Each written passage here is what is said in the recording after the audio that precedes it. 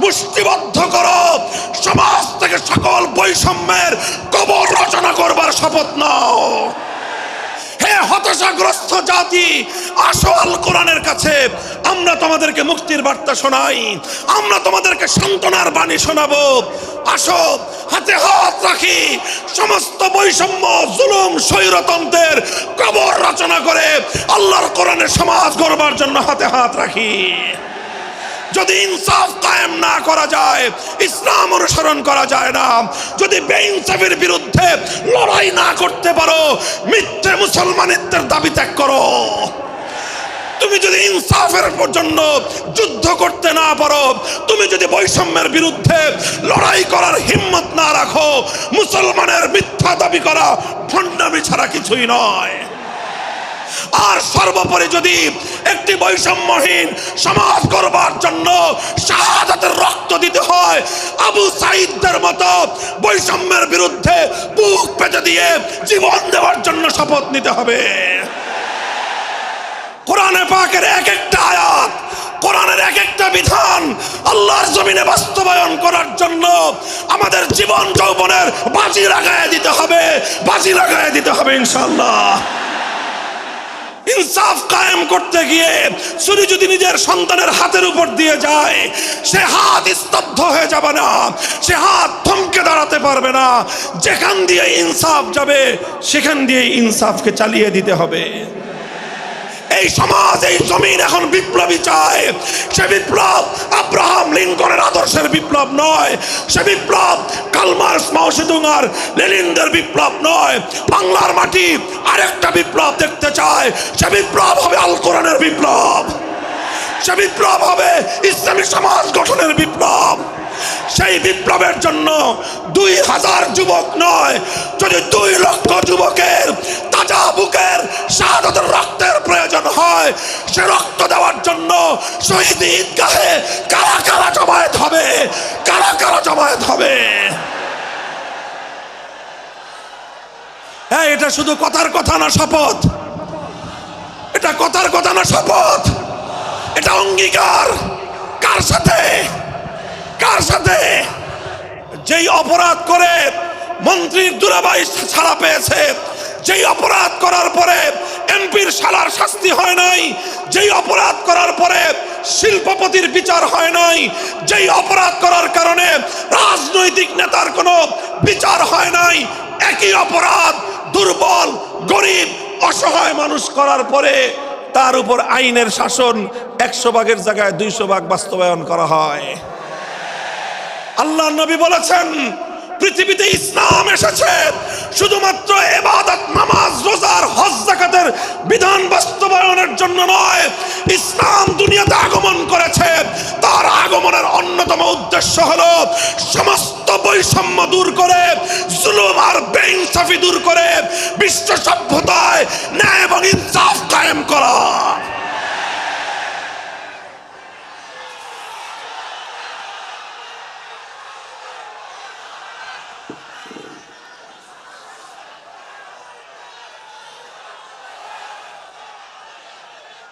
মনে রাখবেন, বৈষম্যহীন সমাজ গড়া এটা শুধু বৈষম্য বিরোধী ছাত্র নেতৃবৃন্দের দায়িত্ব নয়। বৈষম্যহীন সমাজ গড়া এটা শুধুমাত্র বৈষম্য বিরোধী ছাত্র নেতৃবৃন্দের দায়িত্ব নয়। বৈষম্যহীন সমাজ গড়া সর্বপ্রথম আল কোরআনের সৈনিকদের দায়িত্ব। বৈষম্যহীন সমাজ গড়া সর্বপ্রথম আল্লাহর নবীর সত্যিকার উম্মতদের দায়িত্ব। ওঠো, দাঁড়াও, হাত মুষ্টিবদ্ধ করো, সমাজ থেকে সকল বৈষম্যের কবর রচনা করবার শপথ নাও। মুহতারাম হাজিরিন, কথাটা খুব জায়গা লক্ষণীয়, শোনার বিষয়। যারা একটা বৈষম্যহীন সমাজ দেখতে চাও, যারা জুলুম এবং অত্যাচারে অতিষ্ঠ হয়ে গিয়েছ, যাদের জীবনকে এই ধরনের অন্যায়, অবিচার, জুলুম, শোষণ, স্বৈরতন্ত্র যাদের অন্তর হৃদয়কে জ্বালিয়ে পুড়িয়ে ছারখার করে দিয়েছে, হে হতাশাগ্রস্ত জাতি, আসো আল কোরআনের কাছে, আমরা তোমাদেরকে মুক্তির বার্তা শোনাই, আমরা তোমাদেরকে সান্ত্বনার বাণী শোনাবো। আসো হাতে হাত রাখি, সমস্ত বৈষম্য, জুলুম, স্বৈরতন্ত্রের কবর রচনা করে আল্লাহর কোরআনের সমাজ গড়বার জন্য হাতে হাত রাখি। দেখেন আল্লাহ পাক রব্বুল আলামিন যুগে যুগে যত নবী রাসূল প্রেরণ করেছেন, যুগে যুগে যত আসমানি কিতাব আল্লাহর পক্ষ থেকে অবতীর্ণ হয়েছে, কেন হয়েছে? শুধুমাত্র মুসল্লিদের সমাজ গড়বার জন্য নয়, শুধুমাত্র রোজাদার সমাজ গড়ার জন্য নয়, অবশ্যই কোরআন এবং কিতাব নাজিল হয়েছে নামাজের জন্য, অবশ্যই কোরআন এবং কিতাব নাজিল হয়েছে রোজা, হজ, যাকাত সহ আল্লাহ পাকের যাবতীয় বিধান সমাজে বাস্তবায়ন করার জন্য। তবে একমাত্র এটাই উদ্দেশ্য নয়, বরং সমস্ত কিতাব, সমস্ত নবী রাসূল দুনিয়াতে আগমন করার অন্যতম একটা মৌলিক লক্ষ্য। কোরআনে পাকের সূরাতুল হাদীদ থেকে তেলাওয়াত করেন, অর্থ বুঝেন, মর্ম বুঝার চেষ্টা করেন। লাকাদ আরসালনা রুসুলানা বিল বায়িনাতি ওয়াল হুদা ওয়া আনজালনা মাআহুমুল কিতাবা ওয়াল মিজান লিয়াকুমান নাসু বিল কিসত। আল্লাহ কোরআন বলছে যে আমি নবী রাসূল পাঠিয়েছি, আসমান থেকে যুগে যুগে কিতাব নাজিল করেছি। এই সব কিছুর অন্যতম একটা উদ্দেশ্য হলো লিয়াকুমান নাসু বিল কিসতি। কোরআন নাজিলের উদ্দেশ্য, নবী প্রেরণের উদ্দেশ্য, শরীয়ত প্রেরণের উদ্দেশ্য, ধর্ম প্রেরণের উদ্দেশ্য হলো, অন্যতম উদ্দেশ্য হলো লিয়াকুমান নাসু বিল কিসতি। মানব সমাজ থেকে অন্যায়, অবিচার, জুলুম, শোষণ দূরীভূত করে ন্যায় এবং ইনসাফ কায়েম করা, এটাই হলো ইসলামের অন্যতম মৌলিক লক্ষ্য। যদি ইনসাফ কায়েম না করা যায়, ইসলাম অনুসরণ করা যায় না। যদি বেইনসাফের বিরুদ্ধে লড়াই না করতে পারো, মিথ্যে মুসলমানিত্বের দাবি ত্যাগ করো। তুমি যদি ইনসাফের জন্য যুদ্ধ করতে না পারো, তুমি যদি বৈষম্যের বিরুদ্ধে লড়াই করার হিম্মত না রাখো, মুসলমানের মিথ্যা দাবি করা ভণ্ডামি ছাড়া কিছুই নয়।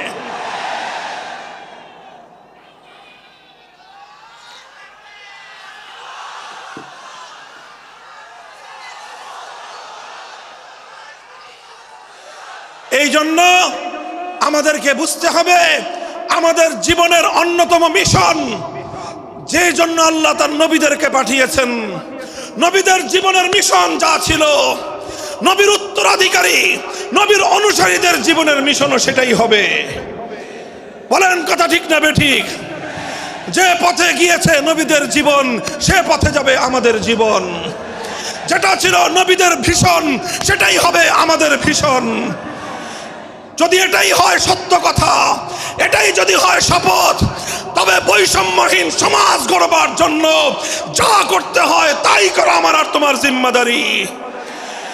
যদি সেজন্য আমাদেরকে ঘাম ঝরাতে হয়, ঘাম ঝরানো আমাদের দায়িত্ব।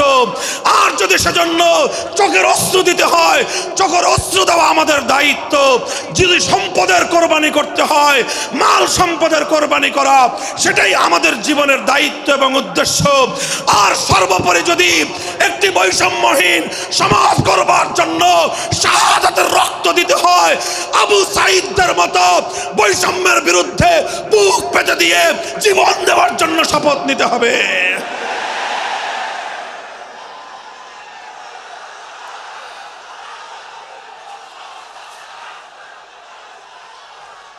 এই প্রস্তুত থাকবেন তো ইনশাআল্লাহ? আল্লাহর নবী বললেন এই বৈষম্য চলবে না, এই বৈষম্য জাহিলিয়াত, এই বৈষম্য মূর্খতা। সমাজের মধ্যে নিজের দলের লোক অন্যায় করলে পাগার পার, বিরোধী দলের লোক অন্যায় করলে আইনের শাসনে 100 ভাগের জায়গায় 200 ভাগ। নিজেরা অপরাধ করলে সেই অপরাধীকে ছাড়িয়ে নেওয়ার জন্য সমস্ত আয়োজন।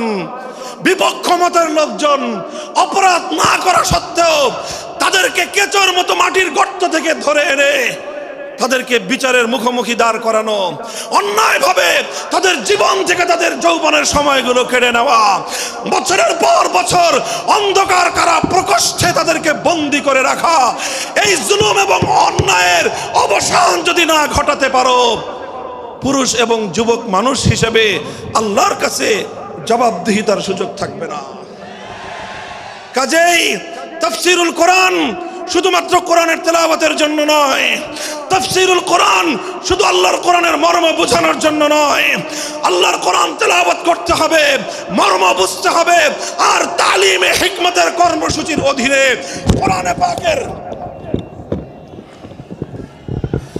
কোরআনে পাকের এক একটা আয়াত, কোরআনের এক একটা বিধান আল্লাহর জমিনে বাস্তবায়ন করার জন্য আমাদের জীবন যৌবনের বাজি লাগায় দিতে হবে ইনশাআল্লাহ।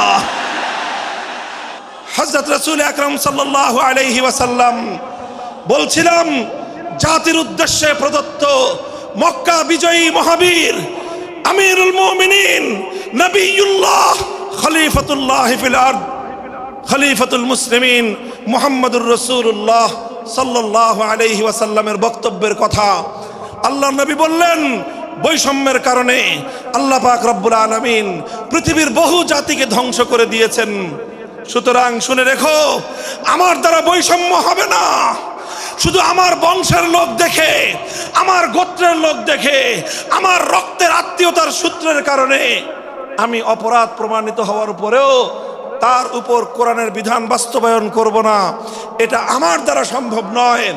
এরপরে আল্লাহর নবী যেই কথাটি বললেন, সেই কথা যদি আল্লাহর নবী হাদিসে না বলতেন, তাহলে সেই কথা উচ্চারণ করতে আমাদের জিহ্বা কেঁপে উঠত, আমাদের বক্ষ প্রকম্পিত হতো।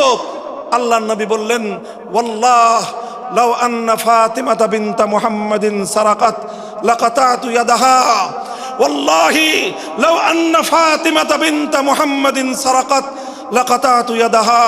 শুধু আমার দাদির গোত্র, আমার বংশের ফাতেমা নামনি মহিলা নয়, আজ যদি আমি মুহাম্মদুর রাসূলুল্লাহর কলিজার টুকরা মেয়ে, আমার জীবনের সবচেয়ে আদরের সন্তান ফাতেমা যদি আজকে চুরি করে ধরা পড়তো, আমি আল্লাহর শপথ করে বলি, আমি তার হাত কেটে দিতে এতটুকু দ্বিধা করতাম না।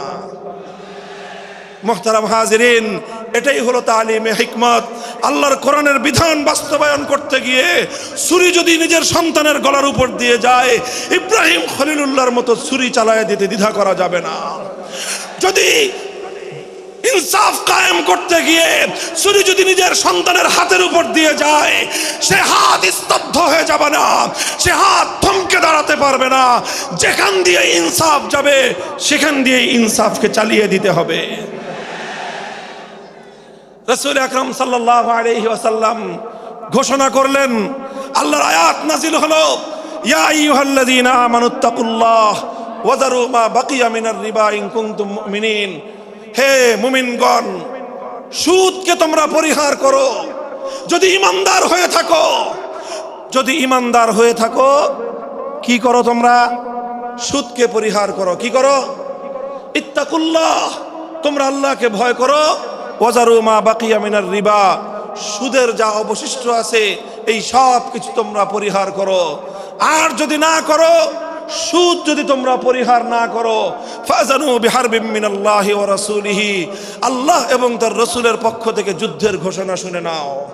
হে জাতি, হে মুসলিম সম্প্রদায়, আমরা তোমাদের কাছে পয়গাম পৌঁছে দিতে চাই, আল্লাহর উপর বিশ্বাসী জাতি, আল্লাহর নবীর উপর আস্থাশীল জাতি কোনোদিন সুদি কারবার করতে পারে না। সুদ ভিত্তিক অর্থ ব্যবস্থা দিয়ে তাদের সমাজ চলতে পারে না। আল্লাহর উপর বিশ্বাসীদের সমাজ যদি হয় সুদ ভিত্তিক, তার অর্থ হলো রাত দিন আল্লাহ এবং তার রাসূলের সঙ্গে তারা যুদ্ধে লিপ্ত। যেই মুসলিম জাতি আল্লাহর সাহায্য নিয়ে বিশ্বব্যাপী বিজয়ী হওয়ার স্বপ্ন দেখে, সে মুসলিম জাতি যদি স্বয়ং আল্লাহর সঙ্গে যুদ্ধে লিপ্ত থাকে, তাদের জীবনেও কল্যাণ এবং বিজয় আসার সম্ভাবনা নাই। এই জন্য মুসলিম জাতির উত্থানের জন্য, মুসলমানদের বিজয়ের পূর্ব শর্ত হলো সুদ পরিহারের মাধ্যমে আল্লাহর সঙ্গে যুদ্ধ বন্ধ করতে হবে, আল্লাহর পক্ষ থেকে সাহায্য চাইতে হবে। কোরআনের আয়াত, সূরা বাকারার আয়াত, এই আয়াত নাজিল হওয়ার পরে আল্লাহর নবী শুধু তেলাওয়াত করে দায়িত্ব ক্ষান্ত করেন নাই, শুধু সুদের মর্ম বুঝিয়ে নিজের দায়িত্ব ক্ষান্ত করেন নাই। তৃতীয় দায়িত্ব তালিমে হিকমত, সুদকে সমাজ থেকে সমূলে উৎখাত করার উদ্যোগ নিয়েছেন। বলেন সুবহানাল্লাহ। শুধু আলোচনা করে বক্তৃতা দিয়ে নবীর দায়িত্ব শেষ হয় নাই, শুধুমাত্র তাফসীর করে দিয়ে নবীর দায়িত্ব ক্ষান্ত হয় নাই, বরং এক একটা বিধান, আল্লাহর এক একটা আয়াত কিভাবে সমাজে বাস্তবায়ন করা লাগে, করা যায়, নবীজি প্র্যাকটিক্যাল ভাবে তার উদ্যোগ গ্রহণ করেছেন। কিভাবে উদ্যোগ নিয়েছেন? সুদের বিরুদ্ধে কি উদ্যোগ নিয়েছিলেন? কিতাব উল্টান, হাদিসের কিতাব, বুখারী শরীফের হাদিস, নবীজি ঘোষণা দিলেন, আলা ইন্না রিবাল জাহিলিয়াতি মাওদুউন তাহতা কদামাইয়া। জাহিলিয়াতের যুগে যত সুদের কারবার চলতো, ইসলাম এবং আল কোরআনের সমাজ গড়বার পর সেই জাহিলি যুগের রীতি, সুদ ভিত্তিক অর্থ ব্যবস্থা মুসলিম সমাজে আর থাকতে পারে না। নবীজি বললেন, সুদের কবর রচনা করলাম আমি আমার পায়ের নিচে। আল্লাহ নবী আক্ষরিক অর্থে কথা বললেন, আমি আমার পায়ের নিচে সুদের কবর রচনা করলাম। এরপরে আল্লাহ নবী ঘোষণা দিলেন, অনেকে আছো তোমরা যারা আগে কুফরির জামানায় জাহিলিয়াতের যুগে সুদের উপর লগ্নি করেছো, সুদের উপর মানুষকে ঋণ দিয়েছো, সুদী মহাজন যারা সুদের ভিত্তিতে মানুষকে টাকা দিয়েছো, এইরকম কাজ কারবার যারা করত, সেই যুগে তাদের মধ্যে একজন ছিলেন স্বয়ং আল্লাহর নবীর চাচা হযরত আব্বাস বিন আব্দুল মুত্তালিব রাদিয়াল্লাহু আনহু। মক্কার ঘরে ঘরে আব্বাস রাদিয়াল্লাহু আনহু মানুষের কাছে ঋণ টাকা দিতেন, টাকা পাওনা ছিল এবং সকল টাকা লগ্নি করা ছিল, বিনিয়োগ করা ছিল সুদের ভিত্তিতে। আল্লাহর নবী ঘোষণা করলেন, জাহেলি যুগের সমস্ত সুদ আমি আল্লাহর নবী মওকুফ ঘোষণা করলাম। সর্বপ্রথম যেই সুদ আমি মাফ ঘোষণা করলাম সেটা হলো আমার চাচা আব্বাসের সুদ। কাউকে আমার চাচার কাছ থেকে যারা ঋণ নিয়েছিল, কেউ আর আমার চাচার সুদ দিতে হবে না, শুধুমাত্র মূল পুঁজিটা ফেরত দিবে। সুদ আজ থেকে কবর রচনা করা হলো। হে মুসলমান, যেই সুদের কবর রচনা করে সেই কবরের উপর ইসলামের বিজয়ের বুনিয়াদ কায়েম হয়েছিল, ইসলামের বিজয়ের কেতন উড়েছিল। অন্যায় বৈষম্যের কবর রচনা করে, সুদ ভিত্তিক অর্থ ব্যবস্থার কবর রচনা করে আজ মুসলমানেরা আবার সেই কবর খুঁড়ে সেখান থেকে জুলুম, অত্যাচার, সুদ ভিত্তিক অর্থ ব্যবস্থাকে কবরের পচা মাল, কবরের মরা পচা করা লাশ মুসলিম সমাজের মধ্যে আবার পুনর্বাসিত করেছে। এজন্যই আজ মুসলমানদের এই অধপতন। যদি মুক্তি চাও, যদি মুক্তি চাও, শুধুমাত্র ইবাদত দিয়ে মুক্তি আসবে না। ইবাদত যেমন করতে হবে, যেরকম নামাজ, রোজা, হজ, যাকাত, তাসবিহ, তাহলিল আদায় করতে হবে, ঠিক একই ভাবে সমাজ সংস্কার করার জন্য সমাজ থেকে জুলুম দূর করতে হবে, বৈষম্য দূর করতে হবে, বেইনসাফি দূর করতে হবে, সুদ ভিত্তিক অর্থ ব্যবস্থার বিরুদ্ধে জাতীয়ভাবে ঐক্য গড়ে তুলে সুদের বিরুদ্ধে যুদ্ধ ঘোষণা করতে হবে। রাজি আছেন তো ইনশাআল্লাহ? আল্লাহ পাক তৌফিক দান করেন। হাত নামান। 3 দফা কর্মসূচি গেল, তালিমে হিকমত সর্বশেষ আলোচনা ও সমাপ্তির দিকে। নবীজির 4 নম্বর কর্মসূচি হলো ওয়া ইউআল্লিমুহুমুল কিতাবা ওয়াল হিকমাতা ওয়া ইউযাক্কিহিম। ইউযাক্কিহিম অর্থ হলো তাজকিয়া। তাজকিয়ার অনেক অর্থ। তাজকিয়া বলে শুধুমাত্র পীর মুরিদি বোঝানো হয়, তাজকিয়া বলে শুধুমাত্র তাসাউফ চর্চা বোঝানো হয়, তাজকিয়া বলে শুধুমাত্র কিছু ওজিফা আদায় করা বোঝানো হয়। তাজকিয়ার আসল সারমর্ম হলো, একটু লক্ষ্য করে বুঝেন, খুব গভীর এবং তাৎপর্যময় একটা কথা। তাজকিয়ার মূল অর্থ হলো, দেখেন কর্মসূচি ছিল কয়টা? 4টা। 1 নম্বর কর্মসূচি ছিল তেলাওয়াতে কিতাবুল্লাহ, আল্লাহর কিতাবের তেলাওয়াত। 2 নম্বর কর্মসূচি ছিল তালিমে কিতাব, কিতাবুল্লাহ, আল্লাহর কিতাবের মর্ম বুঝানো। 3 নম্বর কর্মসূচি ছিল তালিমে হিকমত, অর্থাৎ আল্লাহর কিতাবের প্রত্যেকটা বিধান, প্রত্যেকটা বিষয়কে প্র্যাকটিক্যাল আমলে পরিণত করা, কার্যে পরিণত করা। কথা ঠিক না বেঠিক? 3 নম্বর কর্মসূচি হলো শুধু আমলে পরিণত করাই দায়িত্ব শেষ নয়, বরং আমলে পরিণত করার পরেও আরো অগ্রসর হতে হবে। 4 নম্বর কর্মসূচি হলো আল্লাহর কোরআনকে নিজের আখলাক এবং নিজের চরিত্রে পরিণত করা।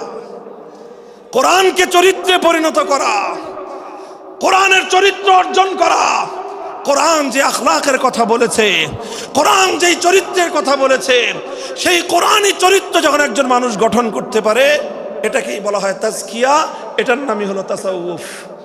মুহতারাম হাজিরিন, আল্লাহর নবী নিজের জীবনে 100% আল্লাহর কোরআনকে নিজের চরিত্রে পরিণত করতে পেরেছিলেন। এই জন্য যদি কেউ জিজ্ঞাসা করে আল্লাহর নবীর সিরাত কি, নবীর জীবনীটা কি বলেন তো, সবচেয়ে সংক্ষিপ্ত অথচ সবচেয়ে পূর্ণাঙ্গ জবাব হলো, কি বললাম, সবচেয়ে সংক্ষিপ্ত অথচ সবচেয়ে পূর্ণাঙ্গ। নবীর জীবন সম্পর্কে সবচেয়ে সংক্ষিপ্ত এবং সবচেয়ে পূর্ণাঙ্গ বর্ণনা হলো কানা খুলুকুহু আল কোরআন, আমার নবীর চরিত্র ছিল কোরআন। কোরআন যা বলেছে নবীর চরিত্রে সেটা বাস্তবায়িত হয়েছে, নবীর আখলাকে সেটা বাস্তবায়িত হয়েছে। নবীজির কথাবার্তা, নবীজির উঠা বসা, নবীজির আচার ব্যবহার, নবীজির প্রত্যেকটা অ্যাক্টিভিটি, এমনকি চিন্তা চেতনা সব যখন আল্লাহর কোরআন অনুযায়ী তৈরি হয়, তখন সেটাকেই বলা হয় তাজকিয়া। আর এটাই হলো কোরআনকে কেন্দ্র করে চতুর্থ কর্মসূচি। মুহতারাম হাজিরিন, আমি আমার আলোচনা এবার সমাপ্তির দিকে টেনে নিয়ে যাই। আসুন আমরা আল্লাহর কোরআনকে সেন্টারে রেখে একটা সমাজ বিনির্মাণের চেষ্টা করি। সেই সমাজ বিনির্মাণের জন্য প্রথম কাজ, ঘরে ঘরে কানে কানে কোরআনের তেলাওয়াতের আওয়াজ পৌঁছে দেই। 2 নম্বর, প্রতিটি মুসলমানের কাছে কোরআনের মর্ম বোঝানোর চেষ্টা পৌঁছে দেই। 3 নম্বর হলো কোরআনের প্রত্যেকটা বিধান সমাজে, ব্যক্তিগত জীবনে, পরিবার জীবনে, সমাজে, রাষ্ট্র জীবনে বাস্তবায়ন করার উদ্যোগ নেই। চতুর্থ কর্মসূচি হলো আল্লাহর কোরআনকে নিজের আখলাক, নিজের চরিত্রে রূপান্তরিত করার জন্য সর্বাত্মক চেষ্টা চালাই। ইনশাআল্লাহ রাজি আছি তো? ইনশাআল্লাহ রাজি আছেন তো? আল্লাহর কোরআন শুধুমাত্র তেলাওয়াত নয়, শুধুমাত্র তাফসীর আর ব্যাখ্যা নয়, এই কোরআনকে বাস্তবে পরিণত করবার জন্য মুসলমানরা যদি উদ্যোগ গ্রহণ করে, আগামীর বিশ্ব হবে ইসলামের বিশ্ব, আগামীর বিশ্ব হবে আল কোরআনের বিশ্ব ইনশাআল্লাহ। বাংলাদেশ বাংলাদেশ বাংলাদেশ নিয়ে আমার আখেরি বার্তা এখন হলো, বিপ্লবের জন্য বাংলাদেশ উর্বর হয়ে আছে। কথা বলেন ঠিক না বেঠিক? বৃষ্টির পানি পড়লে যেভাবে যেভাবে শীতকালের পরে বৃষ্টির পানি পড়ার সঙ্গে সঙ্গে ফসলের মাঠ যেমন চাষাবাদের জন্য উর্বর হয়ে যায়, আবু সাইদ, মুগ্ধ, সিফাত হাসান, এভাবে আমাদের অসংখ্য অগণিত বীর শহীদদের রক্ত ভেজায় বাংলার মাটি এখন ইসলামী বিপ্লবের জন্য উর্বর হয়ে আছে, আল কোরআনের বিপ্লবের জন্য উর্বর হয়ে আছে। এই সমাজ, এই জমিন এখন বিপ্লবী চায়। সে বিপ্লব আব্রাহাম লিঙ্কনের আদর্শের বিপ্লব নয়, সে বিপ্লব কার্ল মার্কস, মাও সেতুং আর লেনিনদের বিপ্লব নয়। বাংলার মাটি আরেকটা বিপ্লব দেখতে চায়, সে বিপ্লব হবে আল কোরআনের বিপ্লব, সে বিপ্লব হবে ইসলামী সমাজ গঠনের বিপ্লব। সেই বিপ্লবের জন্য 2000 যুবক নয়, যদি 2 লক্ষ যুবকের তাজা বুকের শাহাদাতের রক্তের প্রয়োজন হয়, সে রক্ত দেওয়ার জন্য শহীদ ঈদগাহে কারা কারা জমায়েত হবে, কারা কারা জমায়েত হবে। হ্যাঁ, এটা শুধু কথার কথা না, শপথ। এটা কথার কথা না, শপথ। এটা অঙ্গীকার। কার সাথে? কার সাথে? ইনশাআল্লাহ এই শপথ এবং অঙ্গীকারের উপর আমরা আমাদের জীবনের অবশিষ্ট সময়গুলো অতিক্রম করার চেষ্টা করব। করবেন তো ইনশাআল্লাহ? আল্লাহ পাক কবুল করুন, তৌফিক দান করেন। 3 দিন ব্যাপী আজিমুস শান তাফসীরুল কোরআন মাহফিলের এই আয়োজন সার্থক হোক, ইসলামী সমাজ গঠনের জন্য এখান থেকে মানুষ অনুপ্রেরণা নিয়ে ঘরে ফিরুক, ঘরে ঘরে কোরআনের আলো, ঘরে ঘরে কোরআনের তেলাওয়াত, কোরআনের তালিম এবং কোরআনের হিকমতের আমল শুরু হোক। আল্লাহ আমাদের সকলকে গ্রহণ করুন, তৌফিক দান করেন। ওয়া আখিরু দাওয়ানা আলহামদুলিল্লাহি রাব্বিল আলামিন। সুবহানাল্লাহি ওয়া বিহামদিহি, সুবহানাকাল্লাহুম্মা বিহামদিক, আশহাদু আল্লা ইলাহা ইল্লা আনতা, আস্তাগফিরুকা ওয়া আতুবু ইলাইক।